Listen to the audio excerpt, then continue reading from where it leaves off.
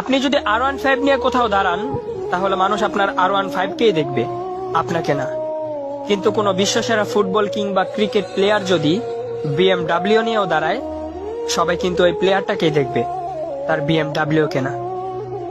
আপনি যদি 10,000 টাকা দামের গেঞ্জি আর প্যান্ট পরেন, তাহলে মানুষ আপনার গেঞ্জি আর প্যান্টটাকেই দেখবে, আপনাকে না।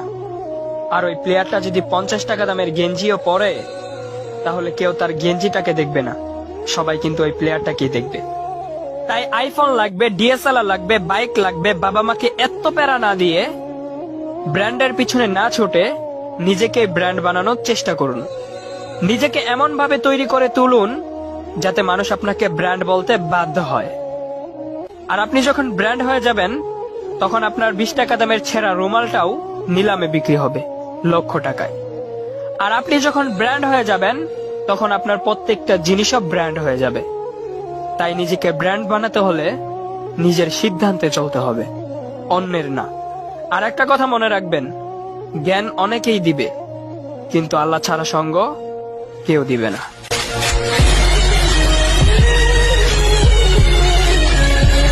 আপনি যদি R15 নিয়ে কোথাও দাঁড়ান, তাহলে মানুষ আপনার R15 কেই দেখবে, আপনাকে না। কিন্তু কোনো বিশ্বসেরা ফুটবল কিংবা ক্রিকেট প্লেয়ার যদি BMW নিয়েও দাঁড়ায়, সবাই কিন্তু ওই প্লেয়ারটাকেই দেখবে, তার BMW কে না। আপনি যদি 10,000 টাকা দামের গেঞ্জি আর প্যান্ট পরেন, তাহলে মানুষ আপনার গেঞ্জি আর প্যান্টটাকেই দেখবে, আপনাকে না।